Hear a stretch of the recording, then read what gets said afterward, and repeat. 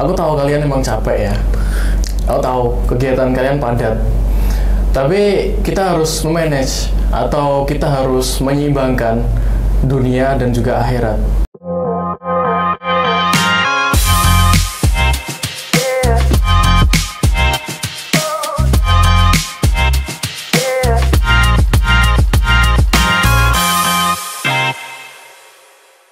Oke, bismillah teman-teman. Assalamualaikum warahmatullahi wabarakatuh. Kembali lagi bersama Bang Zi di Persada Talk. Nah, kali ini teman-teman, kita sudah bersama dengan teman-teman santri Persada dari Fakultas Kedokteran. Ya, jadi di sini aura pengobatannya kuat banget.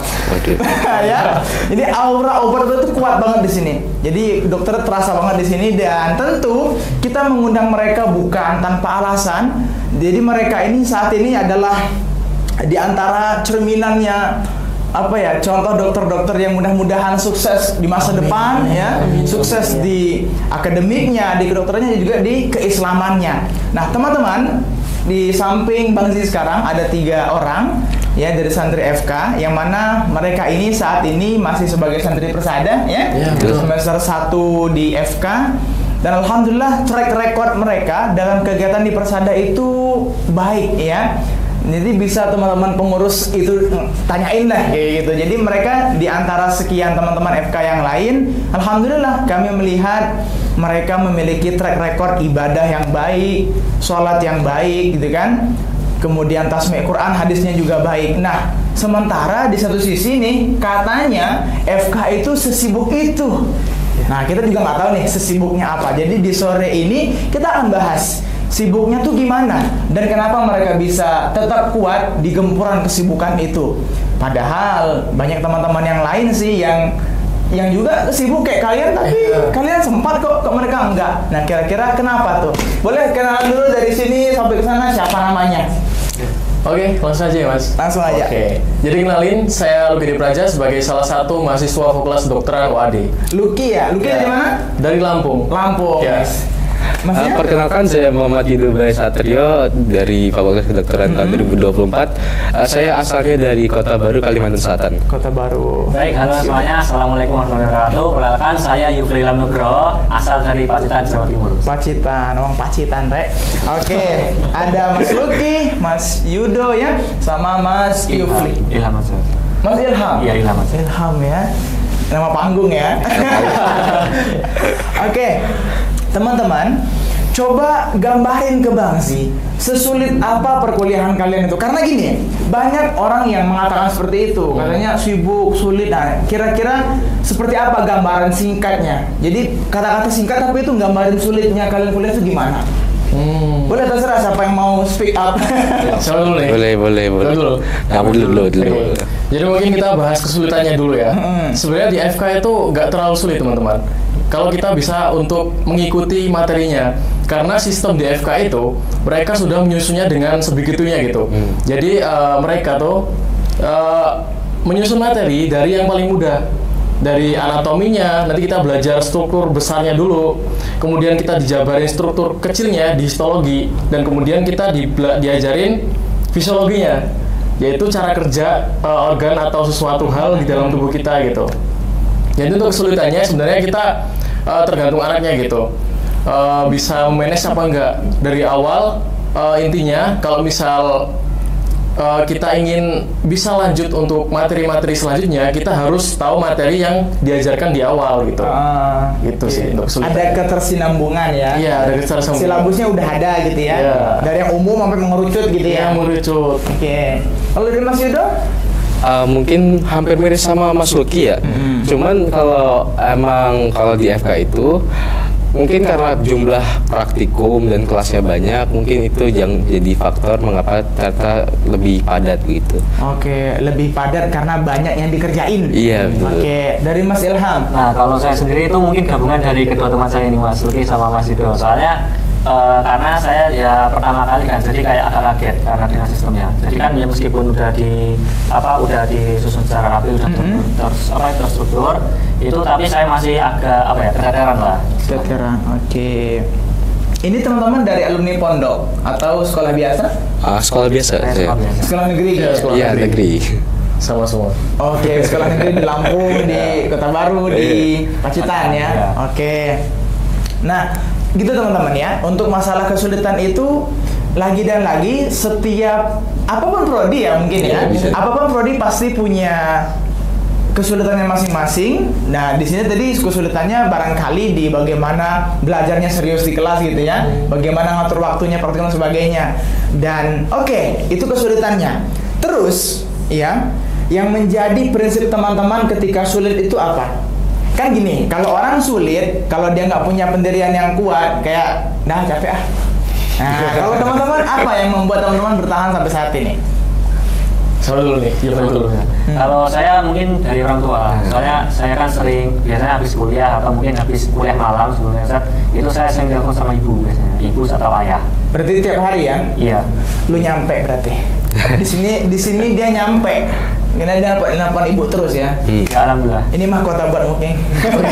Oke, Yudo, gimana? Mungkin persis sama Yopleh karena kan saya itu sudah di Jawa itu dari SMP, Ustaz. Bisa dari orang tua, jadi saya melihat perjuangan orang tua saya bagaimana menyekolahkan saya gitu. Ya. Sharing. Kalau dari Mas Luki gimana? Ya hampir sama sih, Tat. Mm-hmm. Jadi kalau misal kita capek terus ngerasa lelah dengan urusan dunia ini di perkuliahan, Iya. pastinya kan. Mm-hmm. Dan pastinya saya untuk pribadi itu manage-nya gimana? Saya telepon orang tua biasanya. Dan juga kadang juga kalau misal rasa capek juga, motivasi saya tuh apa? Karena kita kan akan menjadi dokter ya ke depannya. Jadi kalau misal kita tidak serius dalam belajar sekarang, maka apa yang akan terjadi dengan pasien kita di kedepannya nanti? Gitu. Tolong ambilin mahkota dong, please. Mahkota kalian sedang transit di DC Cakung. Aduh. Ada perbaikan di jalan tol mana nih? Oke, Masya Allah ya. Orang tua dan juga motivasi. Karena nanti bakal jadi dokter nih. Gimana kalau udah capek gitu ya? Oke. Nah teman-teman ya, jadi apapun prodi yang teman-teman saat ini ambil, apapun yang teman-teman saat ini perjuangkan, maka semangatlah ya. Karena barangkali ada orang-orang tercinta yang mesti kita bahagiakan, ada orang-orang di luar sana yang barangkali butuh uluran tangan kita. Nah gitu ya. Oke.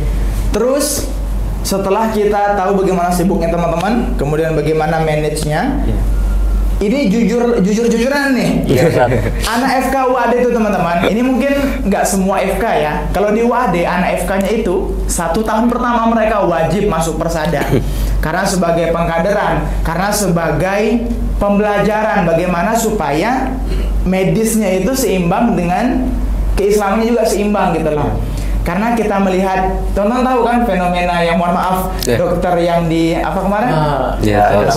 Kasus-kasus itu tuh kan, yang mereka menyalahgunakan privilege dokternya itu. Nah makanya Persada itu menurut kami hadir untuk mencegah hal itu. Nah otomatis teman-teman kita ini sudahlah ditimpa oleh berbagai tugas FK ditambah dengan pekerjaan di Persada ya, barangkali kayak hafalannya ya. Nah, menurut teman-teman gimana tuh? Apa perasaannya dikasih tugas tambahan di Persada? Oke, dari itu dulu. Nah. Ini mereka aku jam ini. Agak ngeri gimana? Tugas tambahannya. Tugas tambahannya kan? Mungkin emang untuk pertama karena juga belum pernah ikut seperti Persada atau pesantren gitu kan. Oh, karena sekolah umum dulu ya? Iya. Cuman kami memandang tugas ini juga sebagai refleksi kami. Jadi sebagai gimana ya? Sebagai wahana. Bukan. Sebagai refleksi. Jadi sebagai langkah kita untuk mengembangkan diri juga. Oke. Karena kan kita sebagai dokter ini juga cuman belajar tentang obat aja nih, bukan tentang medis aja. Jadi kita juga sebagai bermasyarakat begitu juga, Zed. Iya. Berarti lebih kepada bagaimana kita memandang di Persada ini gitu ya, memaknainya gitu ya. Itu ini teman-teman sejalan dengan teori psikologi Alfred Adler, salah satu psikolog Austria tahun 80-an kalau nggak salah, di bukunya itu.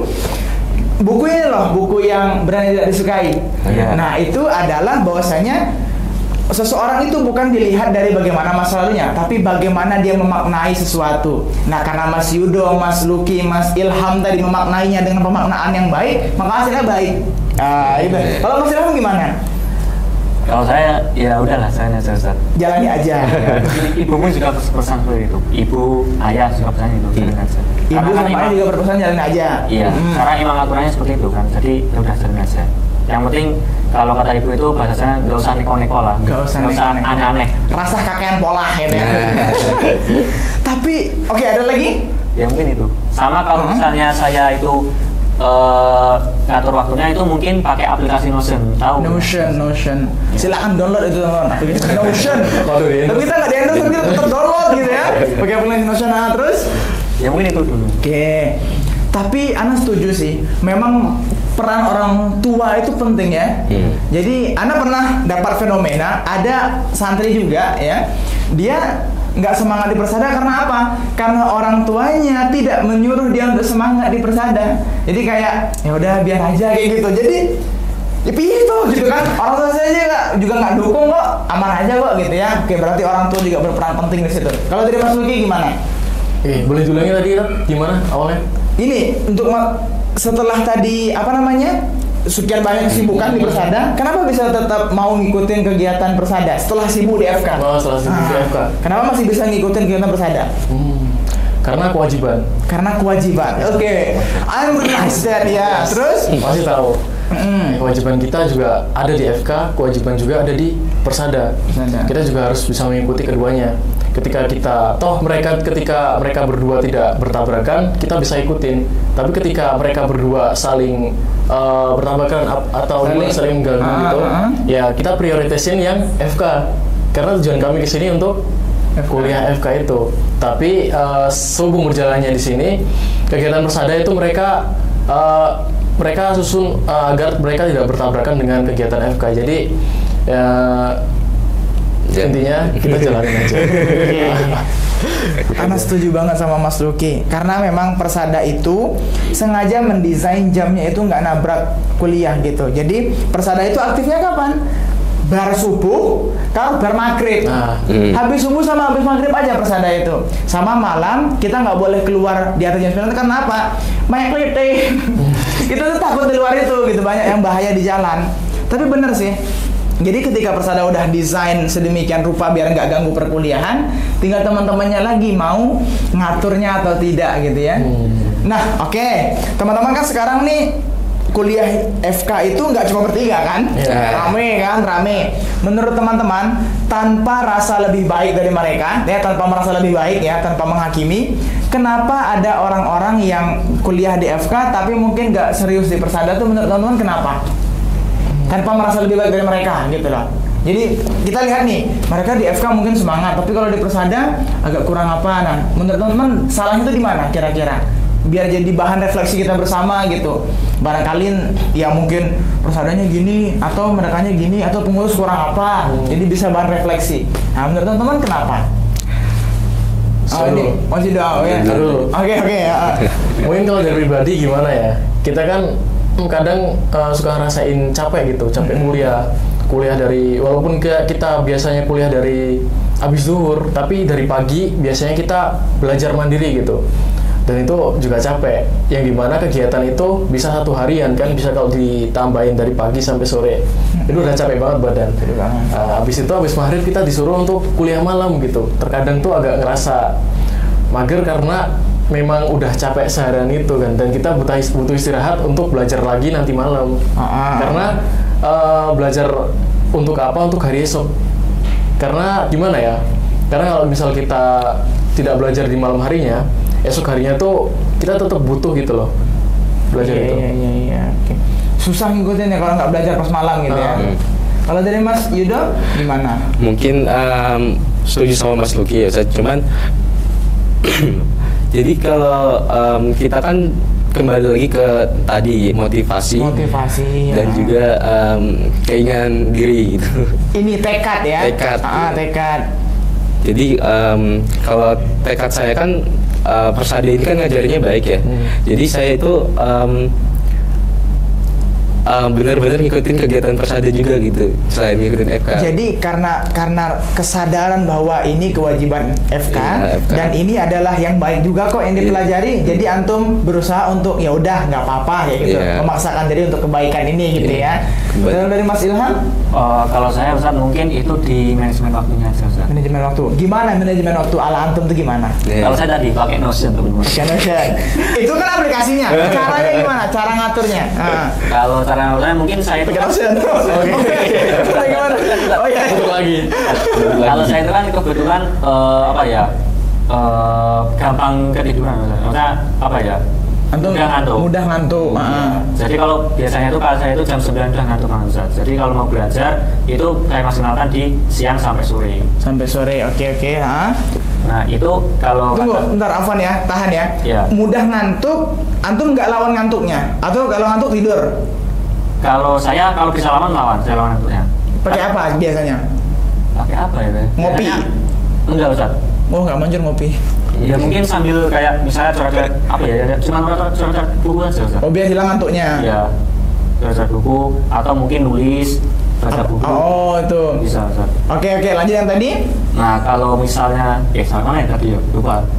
Terus kalau misalnya udah ngantuk malam jam 9 kan harus tidur kata antum. Nah ya kan harus sebenarnya untuk persiapan besok kan harus belajarnya malam bisanya Ustaz. Saya itu biasanya tidur sejam atau 2 jam dulu baru bangun. Yang bangunin sendiri bawa alarm. Atau kadang minta tolong teman sekamar. Oke. Ya, mungkin. Berarti bangun lagi jam 10 ya? Iya. Jam 11. Iya, pokoknya gitu sih Ustaz kalau saya. Terus ada lagi ininya prinsip manajemen waktu ala Ilhamnya? Apalagi selain itu? Apa ya? Ya mungkin itu saja. Oh itu aja ya. Iya. Mas Yudo sama Mas Luki mirip kayak gitu Iya, cara sama. ngaturnya. Iya mirip. Kita catat apa yang akan kita kerjakan malam ini. Kita Iya. catat apa yang akan kita kerjakan seharian ini. Kenapa harus dicatat? Karena biar nggak bertabrakan di pikiran, Ustaz. Oke, Iya. biar nggak tabrakan di Iya, pikiran. Biar Oke. tertata. Mungkin sekitar kita itu sedang santai ya, sedang Iya. tenang, tapi yang riuh itu pikiran kita. Iya. Oke. Oh, gitu ya. Terus. Catat terus habis itu. Ya habis itu kita seleksi mana yang akan kita kerjain sendiri dulu gitu. Woi, nggak lupa. Skala prioritas. Catat, terus Catat, pilih yang mana yang paling penting gitu ya. Yang paling penting mana, prioritas mana yang mau dikerjain dulu mana gitu. Dan yang mau dikerjain dalam waktu dekat mana, yang bisa dikerjain nanti mana gitu. Kita kan bisa ngatur ketika kita dicatat itu. Tapi kalau cuma kita pikirin di pikiran doang, bertabrakan itu. Ini mana dulu yang mau dikerjain. Nanti ya ujung-ujungnya kita nggak kerjain apa-apa gitu. Itu dia, I'm realized that, bro. Oke, ada lagi? Itu aja sih. Kalau dari Mas Yudo, ada versi tersendirinya? Mirip Luki sih itu. Dicatat juga. Iya, catat. Pakai Notion nggak? Terus enggak. Nggak di endorse ini kan. Oke, enggak. Oke, dicatat juga ya. Masya Allah ya. Oke. Anda juga emang sering nonton video ala-ala pengembangan diri itu. Salah satu bentuk pengembangan diri itu ya itu nyatet kerjaan kita. Karena mungkin teman-teman setuju kali ini ya. Mungkin teman-teman realize satu hal pertama untuk mengatasi masalah adalah kita mengetahui masalahnya apa. Kayak kata Luki tadi, kalau kita banyak gitu kan bertumpuk, kita nggak tahu masalahnya apa. Tapi kalau kita tulis, kita tahu masalahnya di mana, gitu ya. Betul. Setelah kita tahu masalahnya di mana, baru kita bisa bedah kerjain yang mana dulu kita Luki ya. Setuju. Oke. Terakhir nih sebelum kita tutup, barangkali dua tiga kata singkat aja pesan untuk Bang Zi, barangkali untuk Asatidz Persada, untuk teman-teman atau siapapun deh. Teman-teman mau ngasih pesan apa? Terserah, ini yang online 2 kamera ini, boleh. Nah, yang ini aja. Oke. Dulu. Jokli dulu. Nah, oke, boleh. Kamu dulu lelek. Malah dioper lagi. Ya mungkin untuk teman-teman fakultas kedokteran di luar sana, aku tahu kalian emang capek ya. Aku tahu kegiatan kalian padat. Tapi kita harus memanage atau kita harus menyeimbangkan dunia dan juga akhirat. Jadi jangan kita kejar terus dunia, tapi kita melupakan akhirat. Sempatkan waktu, kalau misal kita nggak sempet untuk sholat sunnah, kita bisa menyempatkan waktu membaca Quran sebelum materi di kelas dimulai atau sebelum nugas gitu. Kita bisa untuk menyempatkan waktu. Dan juga intinya jangan lupa beribadah dan harus seimbang dengan dunia. Itu nanti harus dikasih sound Feby Putri Usik. Tapi menurutku, kasih kata itu tadi. Kelar lah. Mas Yuda gimana? Sederhana aja. Sederhana aja. Berbuatlah baik dimanapun kamu berada. Berbuat baiklah dimanapun kamu berada. Oke. Mas Ilham terakhir. Kalau saya mungkin pakai bahasa Jawa ya Ustaz. Betul, betul apa? Yes. Kalau kata bapak saya dilakoni wae. Dilakoni wae. Oke. Dijalani aja. Jalani aja. Siap.